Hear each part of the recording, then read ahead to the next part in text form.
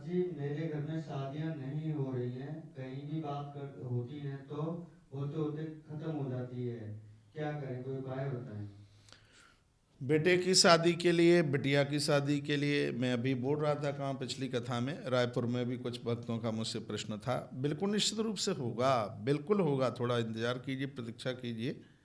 बेटियां माँ जगदम्बा का व्रत शुरू कर दें, गुड़ैल का फूल चढ़ाएं। बेटों की शादी के लिए माताएं 16 सोमवार का व्रत भी कर सकती हैं। माँ तुलसी के कुछ नाम हैं, पवित्र नाम हैं। उनकी परिक्रमा, उनका नामोच्चारण करने से भी बेटियों के विवाह की अवरोधकता दूर हो जाती है। बोलिए आगे। महाराज महाराज जी, घर के मंदिर में जिस जगह बैठ के पूजा करते हैं ऊपर बीम है, तो पूजा कर सकते हैं या फिर कोई उपाय बताएं क्या करें। क्या है ऊपर? बीम। कोई दिक्कत नहीं, उससे क्या फर्क पड़ता है, आप कर सकते हैं। महाराज जी, मैं शालिग्राम और तुलसी की माला आपके हाथों से लेना चाहती हूँ, कैसे मिलेगी। और जब आप मिलेंगे तो आप मिल जाएगी। आप वृंदावन आइए। अभी मैं 2 मार्च से लेकर के लगभग 11 मार्च तक मैं वृंदावन में हूँ। 2 मार्च से लेकर के 9 मार्च तक ब्रज यात्रा है, 84 कोस ब्रज यात्रा।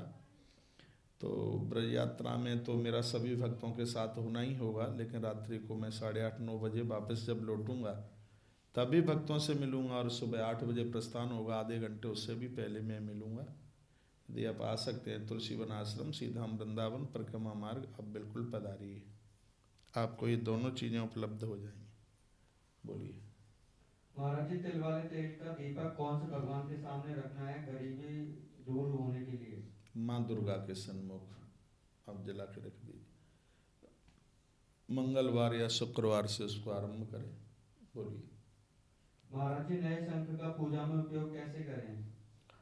नए शंख का पूजा में उपयोग, अभी हम रामेश्वरम से बहुत शंख लेकर के आए हैं, वहाँ आचार्यों ने रोज उसका अक्षत अर्चन कराया है। आप उसको ऐसे भी कर सकते हैं, जल में दूध मिला करके पूरी रात्रि भर आप उसको जल में, क्योंकि इसकी उत्पत्ति जल से ही हुई है, तो इसको एक रात आप जल में पड़े रहने दीजिए, दूसरी रात्रि आप इसको चावलों में पड़ी रहने दीजिए। उसके तत्पश्चात इसको अच्छी तरह से धोकर फिर साफ करके और आप अपने मंदिर में रख लीजिए। बोलिए। महाराज जी, मैं प्रदोष का व्रत करना चाहती हूँ, कब से शुरू करूँ। अभी तो एक कोई बहन पूछ ही रही थी, तो ये आप, शिवरात्रि आ रही है तब से आप कर सकते हैं। बहुत बढ़िया रहेगा, बहुत ठीक रहेगा। महाराज जी, आपने पंचामृत से स्नान बताया था, क्या पांचों चीज एक साथ मिलाकर स्नान करा सकते हैं। बिल्कुल करा सकते हैं। देखिए, एक एक चीज़ से आप स्नान कराते हैं उसकी फलश्रुति अलग है, और पांचों को एक साथ मिला करके आप स्नान कराते हैं उसकी फलश्रुति अलग है। आप अलग अलग भी स्नान कराएंगे देवताओं को तो भी बाद में आपको पांचों चीज़ें एक साथ मिलाकर आपको देवताओं को स्नान कराना होता है। पंच नद्यः सरस्वती पियंत सस्रुतसा सरस्वती तो पंचदासो देशद भविष्यता। पंचामृत से देवताओं को स्नान कराने से वाक सिद्धि हो जाती है, वाणी से जो बोल दिया जाए वो पूरा हो जाता है। इतनी बड़ी महिमा। ये 5 चीज़ें वस्तु नहीं है, ये 5 चीज़ें अमृत हैं। दूध अमृत है, दही अमृत है, घी अमृत है, शहद अमृत है, मीठा, शर्करा, चीनी नहीं शर्करा, ये अपने आप में अमृत है। इन 5 चीज़ों को मिला करके आप देवताओं को जरूर स्नान कराइए, तो वो बूरा आता है, वो खांड आती है, उसको मिला करके आप पंचामृत बनाकर भगवान को आप जरूर नहलाइए। हम तो उसमें एक चीज़ और डाल लेते हैं, हम उसमें गंगा जल और डाल लेते हैं। बोलिए। महाराज जी, मैं पुलिस की ट्रेनिंग कर रही हूँ, पाठ पूजा कर पूरा नहीं कर पाती हूँ, कोई उपाय बताएं। वो भी अपने कर्म को आप पूजा बनाइए, और मैं कह दूं कि तुम बिल्कुल पूजा में ही बैठी रहिए और तुम्हारी नौकरी डिस्टर्ब हो, वो भी ठीक नहीं है।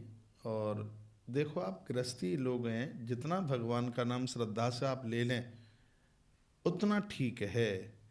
अब आपको नौकरी का समय हो रहा है और तुम ये कहो कि हम पूरा सुंदरकांड ही पढ़ करके, अरे इस पूरा सुंदरकांड क्या, वहाँ आप 5 दोहे भी पढ़ लेते हैं, 5 तो बहुत हो गए हैं। उस समय आप एक श्लोक ही बोल लेते हैं, अतुलित बलधाम मेम शैलावदेयम धन वन कृषाणम ज्ञान नामाग्रगण्यम सकल गुण निधानम बाण राणाम धीशम रघुपति प्रिय भक्तम बात जातम नमामि। तो आपका पाठ खंडित नहीं होगा। रात्रि को आप वापस आ करके कर लीजिए। आप ऐसा संकल्प मत कीजिए कि इतना हम करेंगे ही। संकल्प में कहिए प्रभु जितना हमसे हो जाएगा आपकी प्रसन्नता के लिए हम उतना जरूर करेंगे।